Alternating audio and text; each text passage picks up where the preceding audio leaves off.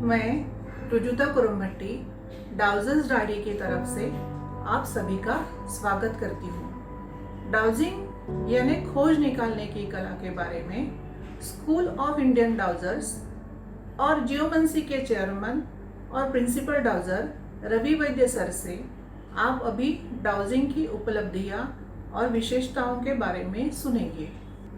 डाउजर्स diary के अलग अलग वीडियोस में आप वास्तुशास्त्र में डाउजिंग का महत्व, आरोग्य की समस्या में जमीन के नीचे से आने वाली हानिकारक ऊर्जा का विश्लेषण सुनेंगे। अच्छे रंगों का महत्व, रत्नों का चयन, भूमि का चयन जीवन काल में उपयोगी रहता है। आयुष्य के अंत तक सभी प्रश्नों का उत्तर देने वाला यह डाउजिंग साइंस एक विश्वसनीय शास्त्र है।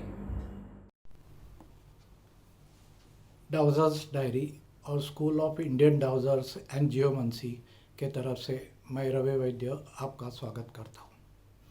आज के इस डाउजर्स डायरी के भाग में हम लोग देखेंगे कि हमारे मन में उत्पन्न होने वाले प्रश्न, कोई समस्या, इनका डाउजिंग शास्त्र के मदद से किस प्रकार हम उत्तर निकाल सकते हैं या निराकरण कर सकते हैं।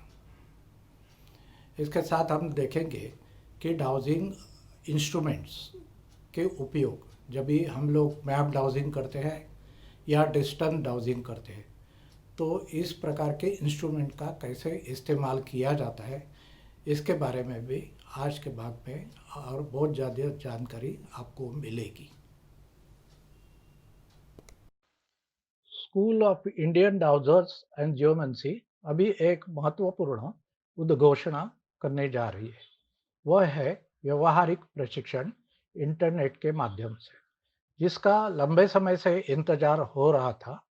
वह ऑनलाइन डाउजिंग वर्कशॉप अभी होने जा रहे हैं। संपर्क करने पर आपको इसकी पूरी जानकारी मिल जाएगी। आपके सुविधा अनुसार 4 में से एक समय का मॉड्यूल और आपकी भाषा का माध्यम आप चुन सकते हैं। यह मुंबई स्थित भारत की प्रसिद्ध डाउजिंग स्कूल होने के कारण बड़ी मात्रा में डाउजिंग सीखने में रुचि रखने वाले लोग इसकी प्रतीक्षा कर रहे हैं, इसलिए तुरंत आपका नाम दर्ज कराएं। इस वीडियो के अंत में विस्तार से मॉड्यूल की जानकारी दी है। इसके बारे में हम लोग और जानकारी लेंगे कि डाउजिंग किस प्रकार किया जाता है। डाउजिंग करने के लिए एक छोटा सा इंस्ट्रूमेंट है जिसको हम लोग पेंडुलम बोलते हैं, और वो पेंडुलम को हम सवाल पूछ के हम लोग डाउजिंग कर सकते हैं। मैं आपको दिखाता हूँ कि पेंडुलम किस प्रकार है। ये छोटा सा एक इंस्ट्रूमेंट है। इस पेंडुलम को हम सवाल पूछ सकते हैं। इसको अपने मन के प्रभावित इच्छों से प्रभावित नहीं करना चाहिए। ये पेंडुलम को जो प्रश्न पूछेंगे उसका वो सही उत्तर देगा। तो हम लोग इस पेंडुलम किस प्रकार काम करता है इसकी और एक जानकारी लेंगे। तो हम लोग पेंडुलम को पूछेंगे कि पेंडुलम आपका हाँ किस प्रकार है।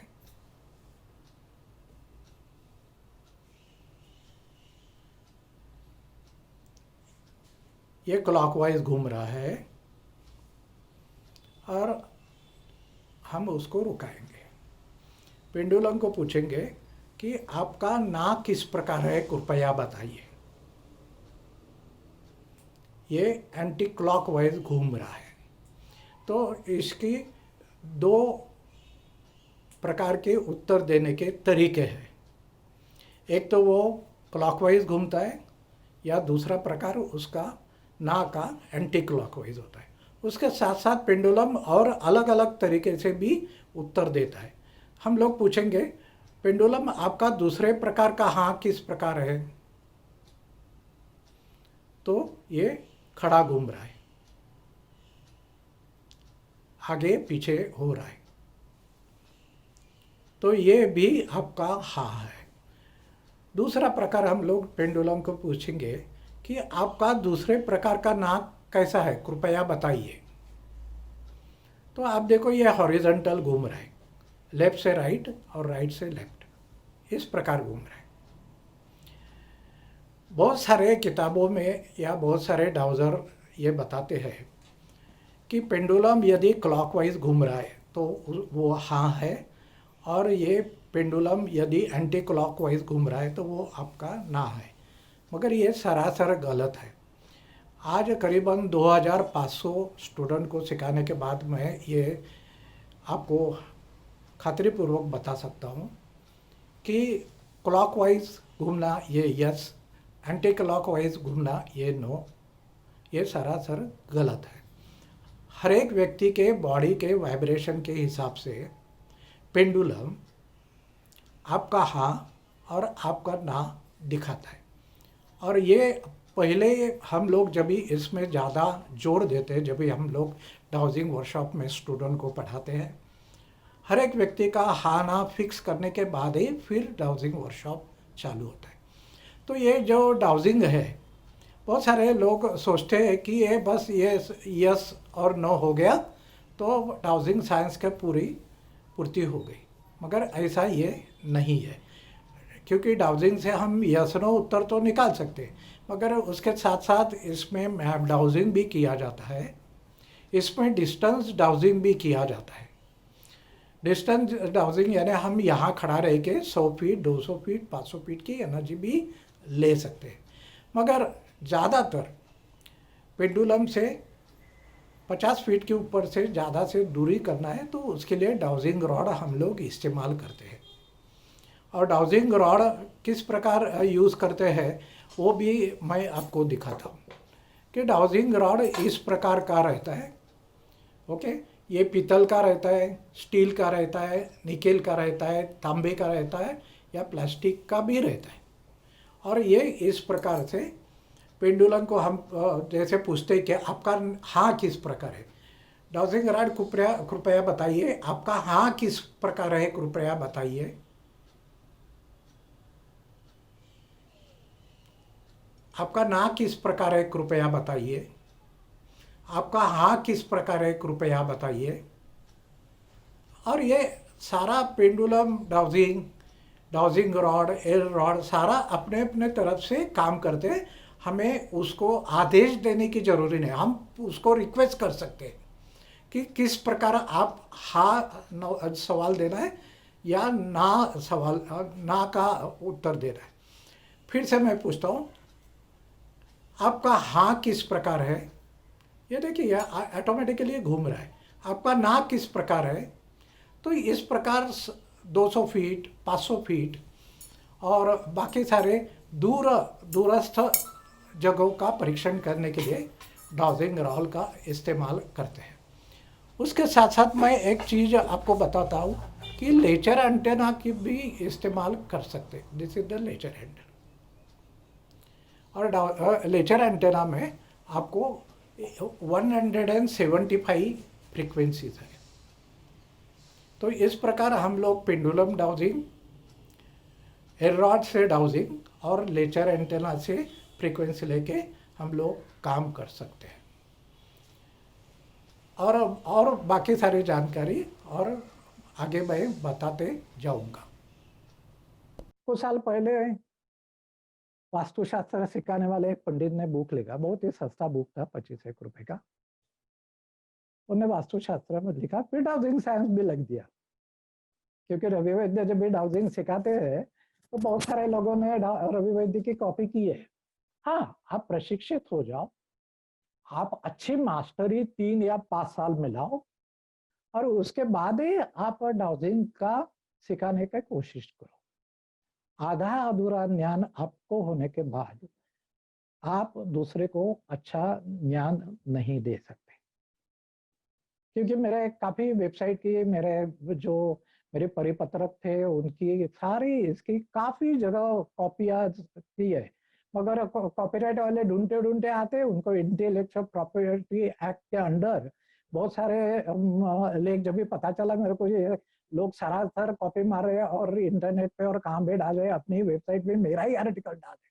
और मेरे को मेरे स्टूडेंट का फोन आता है कि सर ये वेबसाइट में अपना अपना ये डाला है। तो वो कॉपीराइट में इंटेलेक्चुअल प्रॉपर्टी एक्ट वाले वहां पहुंच जाते हैं। फिर उनको उनको मालूम है कि इसको 3 लाख रुपया जुर्माना और 3 साल की कैद है।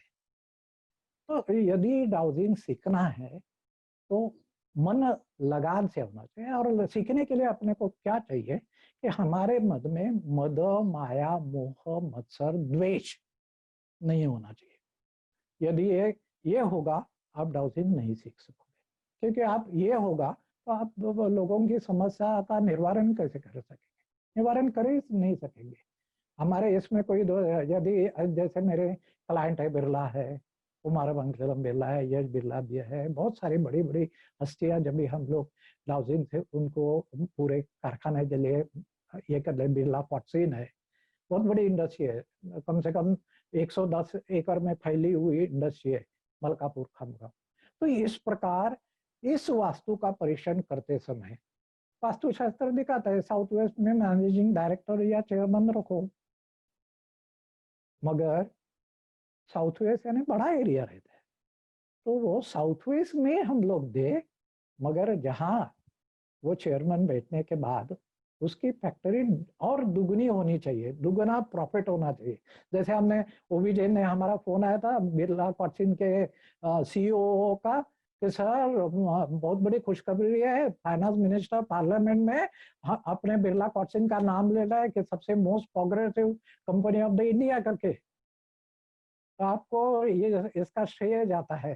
तो इस प्रकार से हम लोग अच्छा काम करें।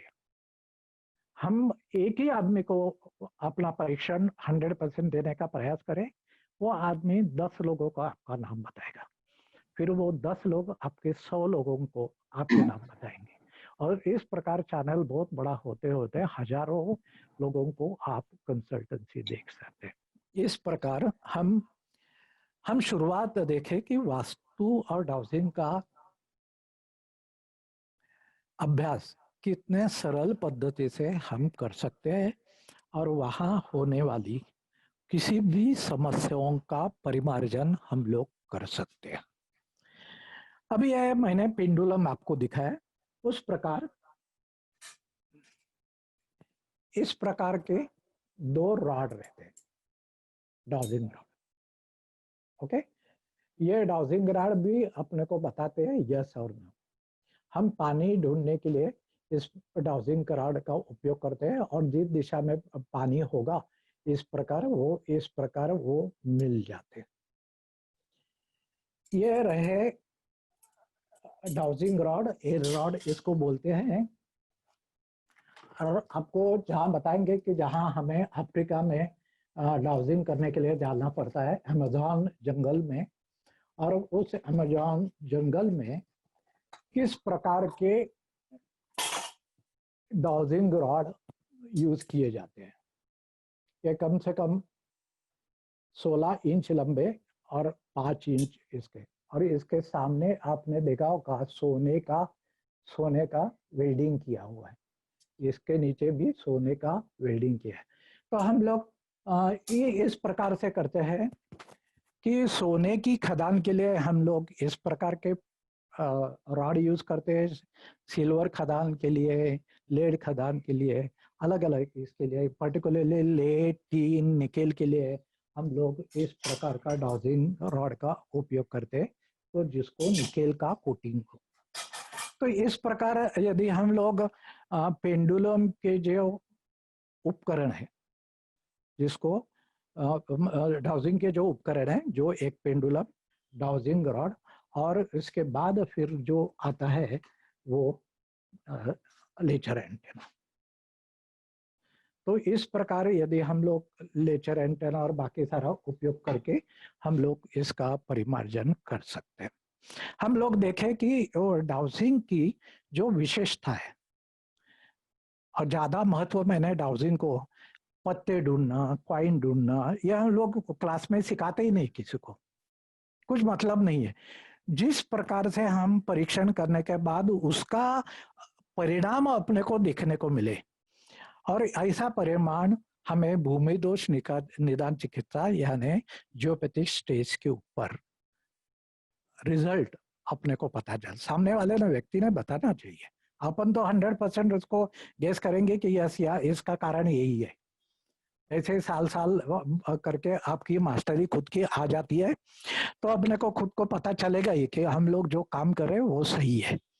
मगर भूमिदोष निदान चिकित्सा ये अपने करीबन 50-100 साल में कोई भी उपयोग नहीं करता था। अलग अलग चिकित्सा है हाँ इसकी, मगर जिसको सामने वाले को भी पता चले, सामने वाले का कष्ट और जो तकलीफें हैं वो भी दूर हो, और हमें भी मानसिक समाधान मिले कि हम किसी व्यक्ति की जान बचाइए। अभी एक छोटा सा एक उदाहरण बताता हूँ कि एक व्यक्ति को कम से कम अलग अलग 9 प्रकार की डिसीज ऑपरेशन हुई थी। और जब भी पता चला, जब भी मैं जहाँ मेरी केमट्रॉल इंडस्ट्री नाम की जो मेरी क्लाइंट कंपनी है, वहाँ किसी ने तभी सुना कि ये रविवैद्य आपको तकलीफें दूर कर सकते हैं। तो हम लोग वहाँ गए उस घर में, मीरा रोड में, और मैंने उसका नोटेशन पूरा तैयार किया है, और ये विजिट करके 10 साल हुए अभी। आज 2020 है और इसका आखिरी परीक्षण हम 2010 में हमने किया। इस व्यक्ति को 13 साल में 7 टाइम शस्त्रक्रिया हुई थी। 1997 में नाक के हड्डी की शस्त्रक्रिया की। 2000 में लेफ्ट ब्रेस्ट में 2 इंच की गठान मिली, वो निकाली, शस्त्रक्रिया की। 2004 में अपेंडिक्स हुआ। 2009 में फिर से राइट ब्रेस्ट में फिर से गठान निकली, उसकी शस्त्रक्रिया की। 2009 में मान के पास और एक गठान मिली, और 2010 में मिसकैरेज हुआ। 2010 में मिसकैरेज होने के बाद इन लोगों को मेरा पता चला। 2010 में हम लोगों ने उसका परीक्षण किया और बहुत ही कॉम्प्लिकेटेड ऐसे केस को निवारण किया, रेमेडियल पार्ट दिया, और उसको इस प्रकार के केस को हम लोग दूर करते हैं कैसे। क्योंकि वहां की एक तो हम लोग नेचुरली वे उसकी सोने की जगह चेंज कर देते कि जहां जियोपैथिक स्ट्रेस न हो, पानी का प्रवाह है। जियोपैथिक स्ट्रेस एक संकल्पना है, एक छाते सरीका, इस प्रकार छाते के सरीका अलग अलग वेन्स अलग अलग कारणों के लिए अलग कारणों का तकलीफ देगी। यानी कैंसर किसी को देगी, दूसरे को दूसरे वाले व्यक्ति के यहाँ हार्ट के नीचे से वेन जा रही है, और वो हार्ट वेन ही होगा तो एक्यूट हार्ट अटैक आने की संभावना है। इस प्रकार इतने सारे सर्जरी होने के बाद उनको बोला गया कि हर 3 महीने, 1 साल तक हर 3 महीने आपने मुझे फोन करना है कि आपका तबीयत कैसी है और आपको किसी हेल्थ प्रॉब्लम। मेरी ये शुरुआत जो हुई डाउजिंग की एकदम बहुत पहले, जब भी मेरा मुंबई में नेहरू सेंटर में स्टॉल था वास्तु का, और उस वास्तु स्टॉल में एक व्यक्ति शिंदे नाम का वहां आया था। मेरा कंप्यूटर पे उसी जमाने में भी स्लाइड शो चलता रहता था पूरा,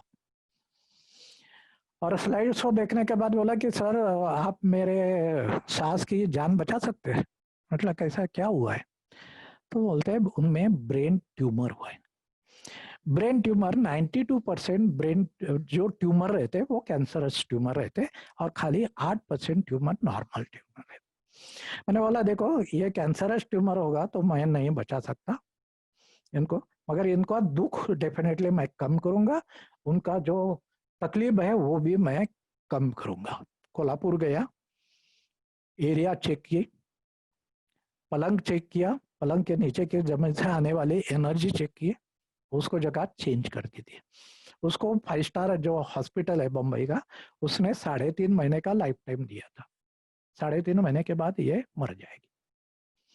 तो मैंने उनको बोला कि देखो मेरे को इसमें काफी जानकारी है, काफी डॉक्टर्स मेरे पहचान के हैं, काफी लोगों ने भी मेरे को 100% सपोर्ट दिया है इसमें, कई सारे डॉक्टर है, क्योंकि उनकी तकलीफें मैंने दूर की थी।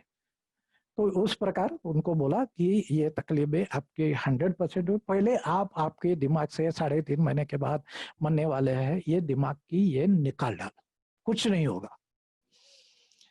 मैंने बोला आप हर 3 महीने के बाद होने वाले मेडिकल एनालिसिस के लिए वो हॉस्पिटल में जाते रहिए, मुझे हर 3 महीने के बाद फोन करते रहिए। ये करने के बाद पता चला कि 3 महीने के बाद इनकी तकलीफ तो डेफिनेटली कम हुई। 6 महीने के बाद वो चलते हुए कोल्हापुर से इधर आई मुंबई, और मुंबई से हॉस्पिटल के दरवाजे से अंदर तक चलती गई, कुछ नहीं हुआ। 90 महीने में तीसरी बार जब गए तभी भी ये लेडी चलती गई। वहाँ रेडियोलॉजी डिपार्टमेंट है, वहाँ के जो डॉक्टर थे, ने उनको पूछा कि आपने किसी के और की सलाह ली है क्या?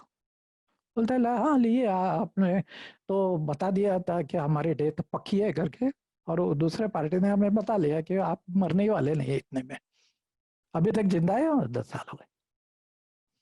और उसके बाद 9 महीने निकल गए, कोई भी तकलीफ नहीं। मैंने उनको बोला था किसी भी कारण डॉक्टर यदि नहीं निकालेंगे तो आप 90 महीने में MRI निकालो, अपने को देखना है कि वो ग्लैंड कितनी बड़ी। वो टाइम 4 mm की थी, और उनको मैं आश्वासन दिया था कि ये गठान बढ़ेगी नहीं, बिल्कुल नहीं बढ़ेगी।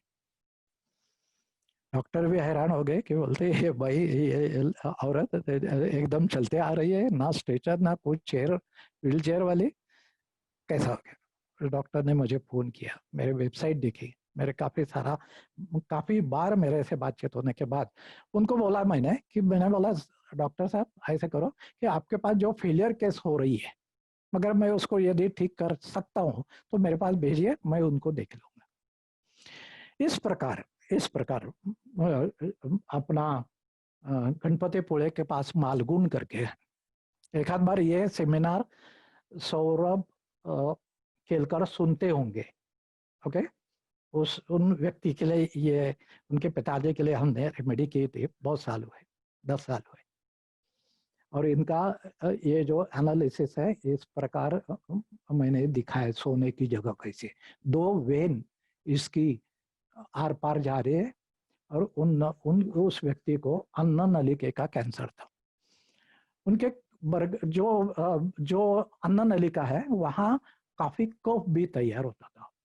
उनके लंग्स है, बरगड़ा जिसको बोलते हैं, उसमें काफी वेदना थी और पूरे शरीर में दुख था। और यदि हो सके सौरभ केलकर आए होंगे तो देखेंगे कि भाई इंडस्ट्रियलिस्ट है, 150 मेट्रिक टन मैंगो पल्प बनाने वाली केलकर कैनिंग के मालिक है ये। और फिर सौरभ, उनके लड़के हैं सौरभ केलकर, काफी उनका लोगो, उनके मैंगो के हर एक प्रोडक्ट हमने डाउजिंग से दिया है। और 150 मेट्रिक टन मैंगो पल्प बनाने वाले, यानी आपको अंदाजा आया होगा। इनकी जो तकलीफें थी तो इनको हमने रेमेडियल पार्ट दिया, क्योंकि वहां शिफ्ट होने लायक जगह नहीं थे और उनको किसी भी हालत में वही रूम में रहना था। मगर दोनों भी तरफ से उनकी वेन जा रही थी, और उनको बोला गया है कि मेरे को हर महीने कम से कम 1 साल हर महीने फोन करने का और आपके पिताजी की बातचीत बोलने का। उनको अभी तक किसी भी प्रकार के कैंसर की कोई तकलीफ नहीं है, ना उनको कफ होता है, और वो टोटली हेल्दी है। भगवान के दया से उनको और आरोग्य मिले। तो इस प्रकार जियोपैथिक स्ट्रेस, जमीन के नीचे के पानी के प्रभाव, और बहुत सारे जिसको हार्टमन करी ग्रिड भी बोलते हैं, और बहुत सारे जो वेन्स है जिसे अलग अलग फ्रीक्वेंसी के कारण वहां से हीट पैदा होती है। अपने शरीर में क्या होता है एक्चुअली, अपने को घुटने का जो ऑपरेशन करना पड़ता है, क्यों करना पड़ता है? एक्चुअली क्या है, प्रॉब्लम क्या है कि ये अर्थ रेडिएशन है। रेडिएशन क्या करता है? इवापोरेट कर देता है पानी। कहाँ का? अपने स्नायुओं का, जहां जहां तकलीफ है आपको वहां का, क्योंकि अपने शरीर में 78% पानी है और लिम्फेटिक फ्लूइड है, और वो लिम्फेटिक फ्लूइड और वो पानी सुखा देगा जियोपैथिक स्टेट को, आपको तकलीफ 100% होने वाली है, उसमें कोई दो राय नहीं है। तो कोई भी दो राय होने का चांस ही नहीं देते हम लोग। तो इस प्रकार यदि आपकी घुटने की सर्जरी करनी है, तो यदि आजकल तो सर्जरी का तो बहुत प्रॉब्लम है, किसको सेकंड ओपिनियन लिए बिना सर्जरी कर सकेंगे, ऐसा विश्वास किसी के आदमी के मन में नहीं रह गया आजकल। वो हो रहा है, वो हो रहा है। क्योंकि जब मैं लोगों को सीधा बोलता हूँ कि जिसको हार्ट सर्जरी बताए आप 100% दूसरा ओपिनियन भी लो और पहले के पास ही जाओ, चाहिए तो कोई बात नहीं, मगर ओपिनियन ले लो। मगर हमें डाउजिंग में इसकी अप्रतिम 100% परफेक्ट। हम लोग तो डाउजिंग से, जैसे हमने बताया कि किसी बॉडी के किसी ऑर्गन में तकलीफ है वो भी ढूंढ के निकालते हैं और उसको अलग अलग आयुर्वेद के हिसाब से, ओके, या प्राणायाम के हिसाब से, या अनुलोम विलोम के हिसाब से, या अलग अलग योगों के हिसाब से आप उसको ठीक ठाक कर सकते हैं। तो ये जो भूमि दोष निदान चिकित्सा, ये जो मैंने चुना डाउजिंग के लिए, वो जगह विख्यात हो गया। क्योंकि जमीन की परीक्षा तो ब्रिटेन में भी होती थी, अमेरिका में भी होती है, जापान में, और मेरे को एक पूरा उनने एक लोगो देके रखा है कि आप जापान कभी भी आएंगे आपके गाड़ी के ऊपर वो लोगो लगाने का, कि कोई भी कार पार्किंग से लेके कोई भी पुलिस आपको अटकाएगा नहीं। जापानी सोसाइटी के डाउजर वहाँ बहुत सम्मान है, अर्थक्वेक होते हैं, और वहाँ जापानी सोसाइटी ऑफ डाउजर, वहाँ जिंदे लोग है क्या नहीं या बॉडी है क्या नहीं, वो ढूंढने के लिए पेंडुलम का उपयोग करते हैं। हमें भी बहुत वो लोगों ने सम्मान दिया इसके बारे में। अपने जो एक शिष्य है, स्टूडेंट है, डॉक्टर सॉरी आर्किटेक्ट नंदन मुनगेकर, बहुत अच्छे एक्सपर्ट है, वहाँ गए थे सुनामी के बाद, और बहुत सारा काम उनने, बहुत जबरदस्त काम उनने हाउसिंग का वहाँ किया है। तो हमारी उत्तेजना रहती है, हमारे स्टूडेंट भी दुनिया भर में फैले हुए हैं और उनको यही कहता है कि लोगों का प्राण बचाओ। रशियन गवर्नमेंट ने रशियन मिनिस्ट्री के तहत 10 साल डाउजिंग का साइंटिफिक रिसर्च करने के लिए एक कमिटी एस्टैब्लिश की। उसमें काफी सारे डाउजर, फिजिसिस्ट, डॉक्टर्स, फार्मालॉजिस्ट, उसके बाद जियोलॉजिस्ट, बहुत सारे जितने साइंटिस्ट हो सके वो कमेटी में लिया है और 10 साल एस्टेब्लिश करके गया है।